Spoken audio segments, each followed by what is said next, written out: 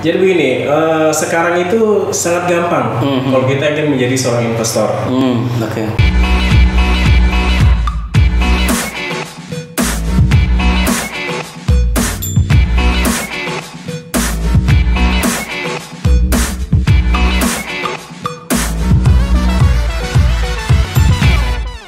Hari ini saya kedatangan seorang akademisi. Beliau merupakan Kepala Laboratorium Pasar Modal dan Komoditi Berjangka dari Fakultas Ekonomi dari Universitas Sriwijaya Palembang. Siapa lagi kalau bukan Bapak Aryo Dilla. Selamat siang Pak Ari. Pak Ari ya sampaikannya ya? Ya, boleh. Pak Aryo Dilla ini kalau boleh tahu Pak, untuk di pasar modal sendiri udah berapa lama Pak berkecimpung nih, udah mengenal pasar modal sendiri Pak? Kalau saya berkecimpung itu sejak tahun 2000. Tahun 2000 Pak ya, berarti sudah 12 tahun Pak ya? Sudah cukup paham ya. Sudah cukup paham. Jadi kita dulu ada mata kuliah ekonomi moneter namanya. Ekonomi moneter. Dan pasar modal itu kan bagian dari lembaga keuangan yang ada di mata kuliah tersebut. Jadi kita juga waktu itu dipercaya oleh pelaksana ujian pasar modal atau PPSPM. PPSPM ya Pak ya? PPSPM waktu itu jadi panitia yang ada di Palembang. Jadi melayani untuk kegiatan ujian standar profesi, wakil perantara pedagang efek, kemudian menjadi investasi sama underwriter ya. Jadi itu perkenalan saya. Kemudian juga tahun 2003 juga sempat jadi kepala GI juga di sana. Galeri investasi Pak ya? 2006 2006. Galeri investasi ya.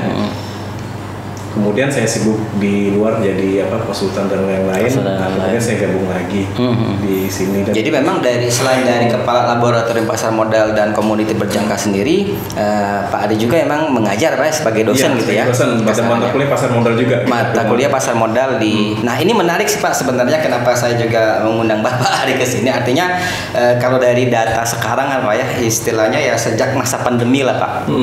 Dari data Bursa Efek Indonesia sendiri, artinya memang mayoritas nih Pak ya, investor baru ini itu dari usia 20 tahunan loh Pak justru. Ya, artinya milenial, artinya generasi milenial. Nah artinya memang secara literasi ya Bapak sebagai peranannya sebagai dosen ya pasar modal, artinya memang langsung touching nih Pak ke para mahasiswa-mahasiswinya ya Pak ya. Setertarik apakah sih sebenarnya mereka Pak terhadap pasar modal itu sendiri Pak untuk anak-anak muda sekarang Pak? Iya, jadi menarik sekali ya berdasarkan info dari BI ya, dari KSE, betul. Itu ternyata hampir 60%. Hampir 60% itu Pak. Usia dari investor yang berkecimpung di pasar modal ini di bawah 30 tahun. Betul. Dan sebagian besar dari kaum milenial dan baby zoomer sebenarnya. Baby zoomer. Ya. Iya, itu yang fakta. Tapi itu sangat meningkat sekali ketika masa pandemi. Iya betul. Itu udah fakta ya. Udah fakta. Artinya sih sangat antusias sekali. Apalagi banyak sekali berita-berita, kemudian dari media sosial ya.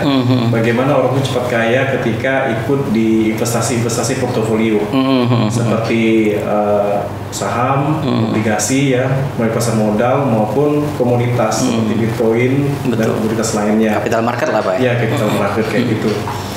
Dan itu memacu mereka untuk terjun ke sana.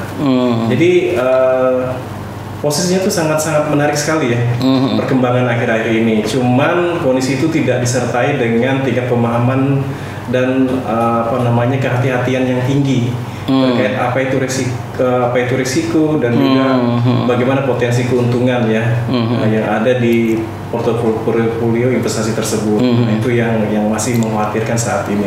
Nah, peran dari dosennya itu sendiri Pak, kalau begitu tadi kan kekhawatiran kita adalah pendampingan Pak ya. Iya. Nah, pendampingan seperti apa sih Pak yang kira-kira yang sudah diterapkan kepada mahasiswa itu? Apakah hanya sekedar menerima materi-materi kuliah atau emang langsung praktek gitu ya? Iya. Kalau dari sisi materi kuliah kita coba pahamkan ya, baik secara struktur kelembagaannya, kemudian teori dan konsep-konsepnya, juga termasuk strateginya bagaimana menjadi investor di pasar modal maupun di komoditas lain ya. Selain itu juga melalui lembaga kami ya, lembaga Lab Pasar Modal dan Komoditi Berjangka, kami juga sering mengundang praktisi-praktisi dan juga para pemegang kebijakan, ya seperti dari OJK maupun dari lembaga-lembaga keuangan lain ya, juga termasuk industri ya dari pasar modal ini. Itu kami undang dalam suatu bentuk webinar ya. Seperti misalnya kami sudah mengundang dari OJK, kemudian praktisi kayak Xavier Senduk juga sudah kami undang. Itu dalam rangka mengedukasi mahasiswa kami dari industri, namun juga tidak tertutup, kami juga mengundang dari luar agar mereka memahami dan cerdas dalam melakukan investasi di pasar modal maupun di pasar komoditas lainnya seperti itu. Nah, antusiasme nih Pak, kita ngebahas antusiasme ya dari teman-teman mahasiswa ya. Yang Bapak lihat itu mindsetnya udah kebuka belum nih kira-kira sekarang? Kebanyakan yang saya perhatikan mereka hanya ikut-ikutan. Ya, jadi antusias mereka tinggi ya. Itu potensi bagi kita bagaimana bisa mengarahkan mereka itu menjadi sebagai salah satu agen dalam mengumpulkan modal untuk pembangunan kita sebenarnya ya. Cuman motivasi mereka itu adalah keuntungan semata. Mereka sangat mudah tergoda dengan iming-iming keuntungan yang sangat besar, kemudian tidak ada risiko, misalnya gitu, padahal instan lah Pak ya. Iya seperti itu. Kita cukup paham ya bahwa di balik pendapatan yang tinggi itu dalam investasi pasti ada risiko yang tinggi, betul. Jadi nggak ada ceritanya risiko rendah pendapatan tinggi itu nggak ada ceritanya dalam investasi. Berarti pada berani semua sebenarnya Pak? Bukan berani sih, nekat. Jiwa anak mudanya kelihatan. Banyak sekali kasusnya begini Mas, mereka datang ke lab saya, Pak, saya mau investasi di Bitcoin Pak, gimana menurut Bapak ya? Saya kasih pemahaman aja gitu Ini risikonya, ini kondisi pasarnya, ya, dan saya juga cari alternatif lain. Saya tanya, menurut kamu berapa dek? Gini-gini. Kamu tahu nggak misalnya Bitcoin itu nggak ada underlyingnya segala macam gitu kan, jadi dia tinggal berpikir, jadi saya ajarin gitu ya. Dan rata-rata balik lagi, Pak bener juga ya kemarin ya, kalau saya ikutin kemarin udah habis tuh duit saya. Kadang-kadang kayak gitu ya, sampai konsultasi ngobrol. Betul. Itu kejadian itu. Tapi ada juga yang melaksanakan investasi secara benar juga ada. Saya kaget juga. Jadi ketika ada beberapa mahasiswa saya, bimbingan skripsi saya misalnya, ataupun di kami itu ada namanya KSPM. Jadi kelompok studi pasar modal ya. Jadi mereka itu memang fokus ke sana. Jadi mereka diajarkan bukan kelompok tapi komunitas ya. Komunitas modal ya. Di bawah Polres kami ya. Mereka merasakan investasi yang benar. Jadi misalnya investasi yang nggak usah emosian gitu ya. Jadi kalau udah untung sekian persen ya ditarget gitu ya. Iya. Kemudian ada manajemennya. 1%, 2% udah ambil gitu. Jadi ya. Kemudian memilih saham-saham bagian baru misalnya di LQ45 misalnya kayak gitu, jadi lebih safe gitu ya. Jadi nggak terlalu fluktuasinya tinggi ya, nggak, dan ketika sudah rugi terlalu parah, terlalu dalam, mungkin telat angkat misalnya kayak gitu. Cuma ya udah, potensi balik lagi masih ada gitu ya, nggak kebendem lama gitu ya. Ya itu mungkin yang jadi pengalaman saya ya ketika ngeliat mereka gitu. Jadi memang perlu yang namanya pemahaman agar kita bisa aman dan cerdas berinvestasi. Apalagi sekarang isu terbaru ada binomo segala macam itu bahaya sekali gitu kan. Masa investasinya modelnya Ponzi gitu kan, yang mereka nggak pahami. Ada jaminan pasti untung, kemudian market member, waduh itu bahaya sekali kan. Karena itulah kita ganti OJK dan pihak-pihak yang berkepentingan lain untuk nimbrung sama kita untuk memberikan pemahaman yang baik kepada mahasiswa. Sebenarnya mereka itu sudah punya aset dasar Pak ya sebenarnya. Artinya memang mereka juga teman-teman mahasiswa mungkin ya dari uang jajan yang mereka sisihkan kan, seperti itu. Kemarin saya sempat ngobrol juga sama salah satu mahasiswa kan, ibaratnya mereka ini pengen betul seperti yang Bapak bilang tadi ya, mungkin zaman sekarang ini bisnis apa sih yang cepat bisa kaya lah katakanlah kayak gitu ya. Zaman serba digital ya mungkin seperti yang waktu itu saya ngobrol juga, artinya memang momentum digital ini sangat kena gitu ya untuk di bisnis seperti ini. Tapi memang banyak sekali juga ya bisnis ini yang menyalahgunakan atau memanfaatkan kondisi sekarang, Pak. Seperti yang Pak bilang tadi, dengan kayak ya binary option, apalagi ya dengan influencer yang benar-benar bisa mempengaruhi gitu kan. Celakanya kan di situ. Jadi memang teman-teman di Unsri sendiri itu bagi yang sudah paham itu bisa menemenin Bapak gitu ya untuk ngasih pemahaman ke teman-teman yang mungkin kita punya belum paham ya. Iya, punya bahan organisasinya yang saya bilang KSPM gitu tadi ya. Ada target-target tertentu nggak kira-kira Pak, goalsnya bagi teman-teman mahasiswa di Unsri sendiri? Ya, jadi kira-kira kami punya rencana itu ya, program satu mahasiswa itu satu SID.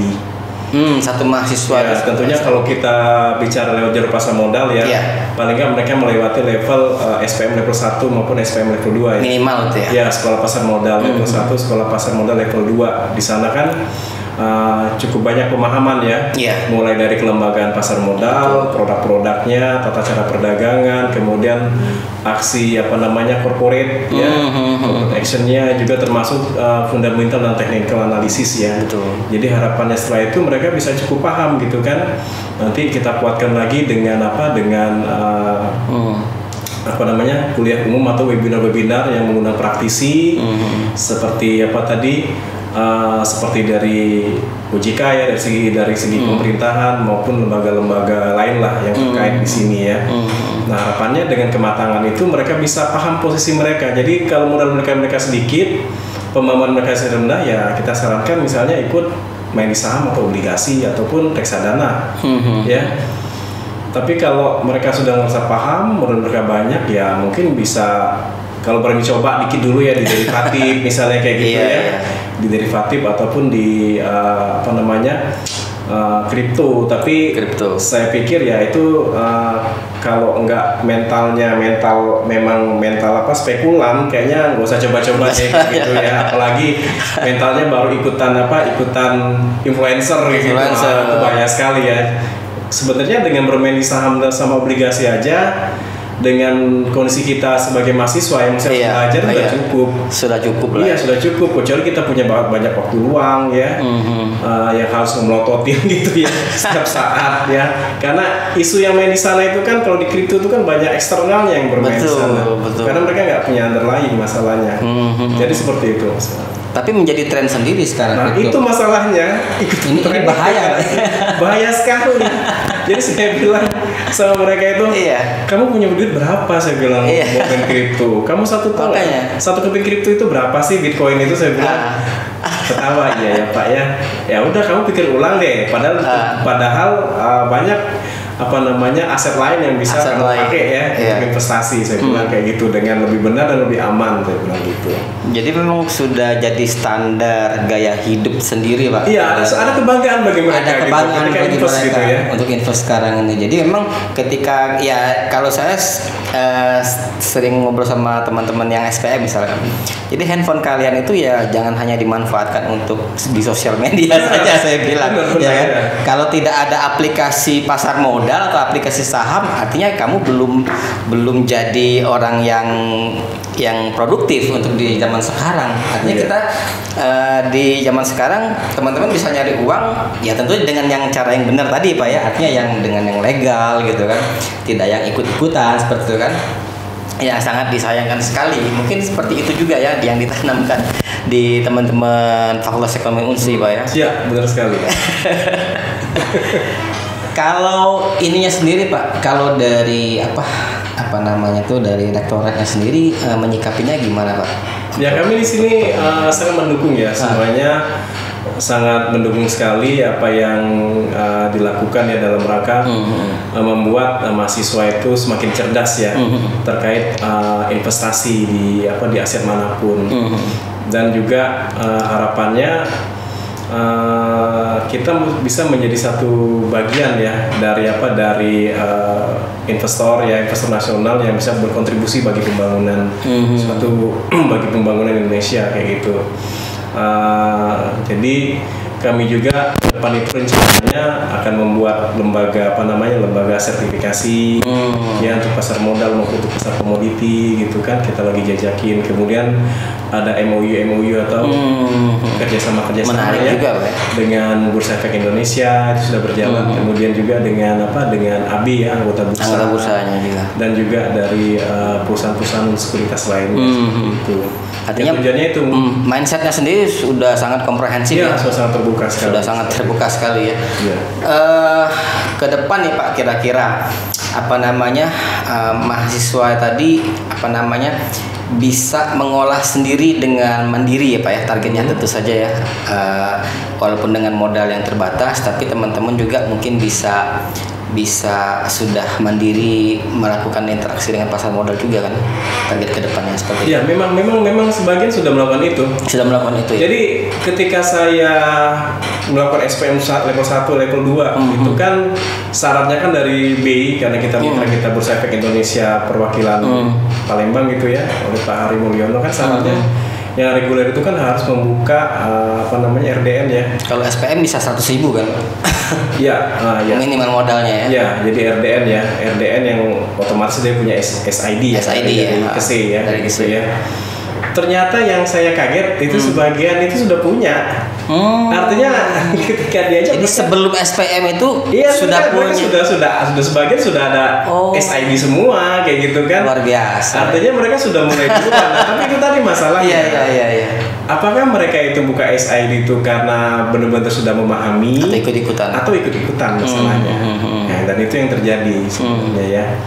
Ya kalau mau investasi ya, kita tahu kan duit mahasiswa itu ya berapa gitu ya. Artinya mereka terbatas dalam pembelian saham ya. Artinya ya cari AB yang bisa memberikan harga murah untuk biaya transaksi misalnya kayak gitu kan. Kemudian juga mencari saham-saham yang harganya masih kejangkau sama mereka. Cuma resikonya ya agak lambat sih memang ya. Dan juga pahami di sektor industri mana dia itu bergerak, yang ada kaitannya dengan dengan makroekonomi maupun dengan kondisi global ya enggak. Kalau kita bicara misalnya kayak sekarang ini kan masalah serangan invasi Rusia ke Ukraina itu kan membuat harga komoditas naik gila-gilaan ya enggak, seperti sawit, kemudian juga batu bara salah satunya ya. Dan itu kan akan berdampak terhadap perusahaan-perusahaan yang berada di sektor pertambangan maupun energi. Kan gila-gilaan. Dan itu harus dipahamkan sama mereka. Jadi kalau mereka punya uang sedikit tapi dengan ilmu mereka sebagai mahasiswa yang tentunya punya pemahaman yang lebih baik daripada umum awam, harusnya bisa lebih cermat untuk menangkap momen-momen tersebut dalam rangka mendapatkan keuntungan ya dengan berinvestasi di pasar saham seperti itu. Ya, selain itu jadi yang seperti yang Bapak bilang juga kan, artinya ikut juga ngebantu lah ya, atau membangun bangsa lah ya. Iya, itu tujuan kita. Tujuan ini ya, lebih luasnya. Nah, kalau yang rencana tadi kira-kira gimana Pak konsepnya, yang masalah ngebantu nih kepada calon-calon UKM nih. Ini lebih ke daerah Pak ya UKM-nya. Ya, di daerah sendiri aja ya. Mungkin bisa Bapak share aja gimana itu. Iya, jadi kami sudah membuat suatu perencanaan ya di Laboratorium Pasar Modal Kemudian Perjangka Proses Ekonomi Sriwijaya itu akan membuat suatu pusat pendampingan UMKM untuk go public ya.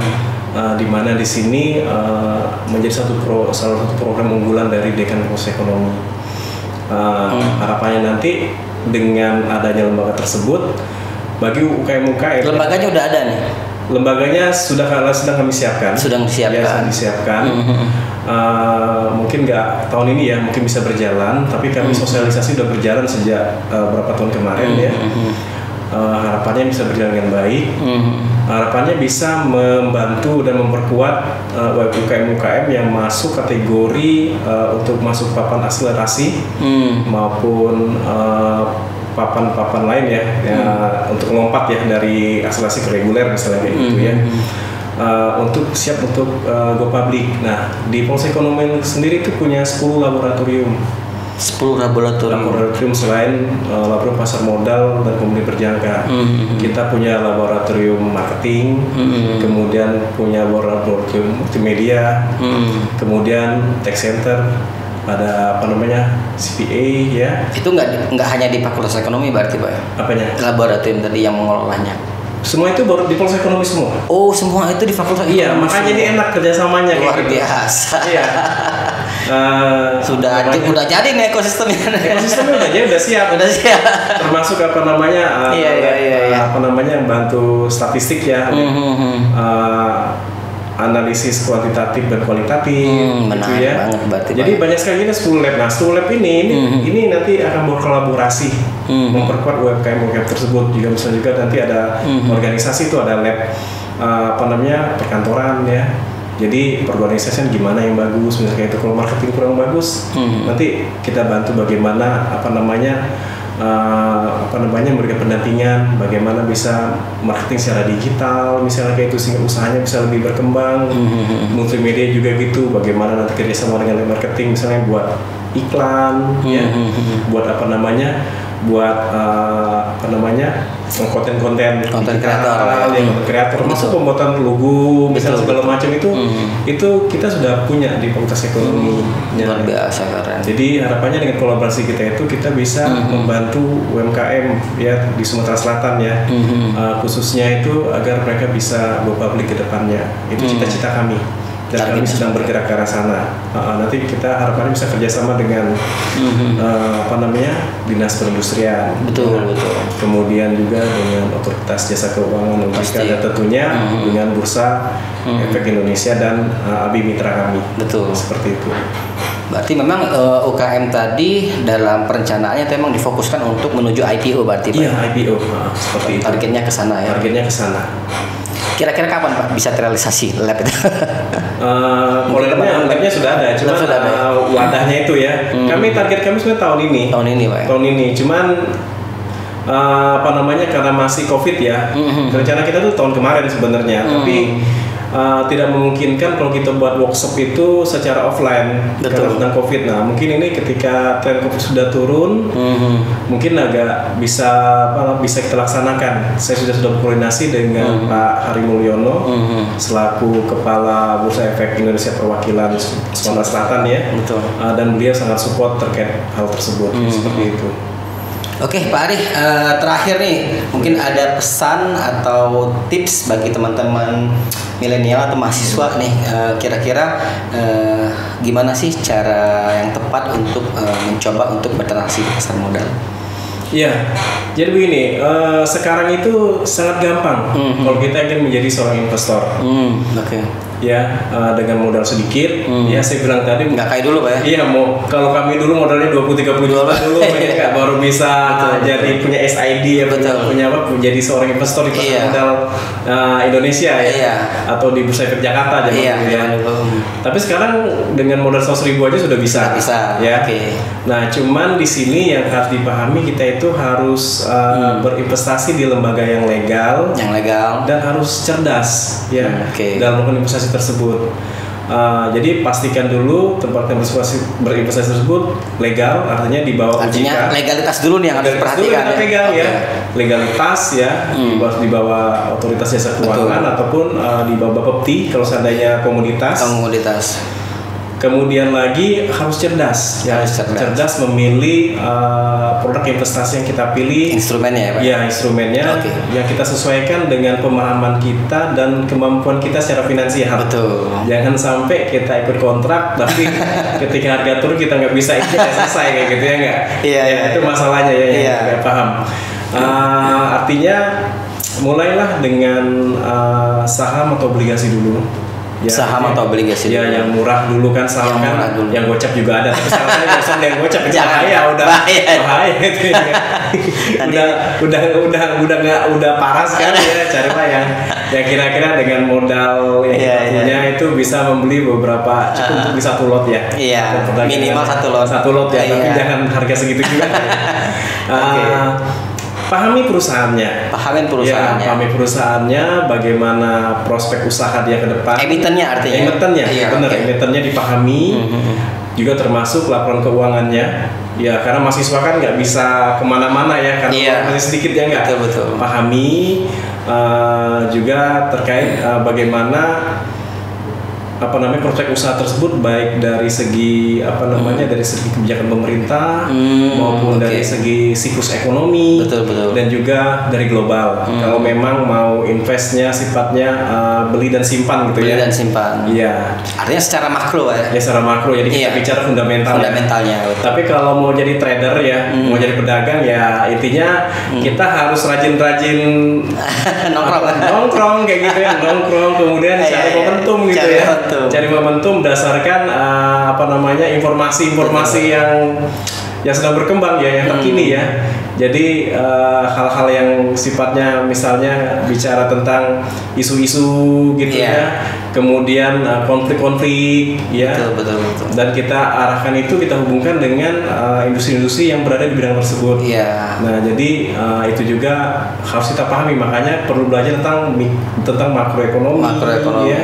Jadi nggak cuman hanya paham perusahaannya saja di makroekonominya, kalau kita juga pengen tahu momen-momen yang pas seperti tersebut. Pedagang artinya dia butuh technical analisanya. Technical analisis ya. Juga memahami analisis teknikal tentunya. Analisis teknikal. Ya, jadi karena teknikal itu kita bicara supply dan demand ya, yang ada di pasar modal ya. Betul. Jadi intinya satu lagi juga ya, kalau bisa ya jangan melawan arus lah, bahaya sekali gitu ya. Betul. Jadi kita ikutin arus, tapi kita tahu posisi kapan masuk dan posisi kita keluar. Intinya seperti itu ya. Karena hanya followers ya. Iya, kan duit kita sedikit masalahnya. Kecuali kalau duit kita banyak, kita bisa kendaliin pasar masalahnya kan. Iya, dan juga hati-hati dengan manipulasi di pasar modal. Manipulasi di pasar modal. Ya misalnya ada investor yang besar melalui media massa, dengan melalui dana yang dia miliki, dia bisa menggoreng beberapa saham yang sebenarnya itu secara technical fundamental nggak sebesar itu ya nggak sebesar itu. Jadi seperti itu. Itu juga harus hati-hati bahwa jangan terlalu lugu banget gitu ya di pasar modal itu ya, seperti masuk hutan gitu ya. Jadi harus cukup paham lah gitu. Iya. Walaupun kita pemula tapi harus rajin-rajin baca lah. Gitu ya. Juga termasuk bagaimana aksi korporasi juga ya, dia mau ngapain ke depan, apakah kita harus tahu lah ya. Harus tahu dia pada berkontrak di mana, kemudian apakah ada kebijakan pemerintah yang mendukung usaha dia atau justru malah membuat usaha dia semakin terjepit. Nah, itu juga harus dipahami. Apalagi masa pandemi, Pak ya. Artinya ada beberapa sektor yang memang tidak berkembang. Benar sekali. Tapi ada juga sektor yang legit, kayak sektor kesehatan gitu ya, sektor informasi. Waduh, itu gila-gilaan bener ya. Transformasinya udah sangat jelas sekarang. Itu lagi. Kalau dulu kan kita ngelihat ya saham-saham LQ45 yang retail itu berkuasa, Pak. Bisa menggerakkan pasar. Iya. Sekarang mati suri mereka. Kita bisa ngelihat emiten mana saja yang bisa menggerakkan pasar. Benar. Tentu sangat di luar dugaan. Benar sekali. Apalagi sudah zaman digitalisasi, semua sektor menuju ke sana sekarang. Benar. Baik itu perbankan, consumer good, ya semakin kuat dia membangun sebuah ekosistem, artinya bisa semakin berkembang dengan cepat. Iya.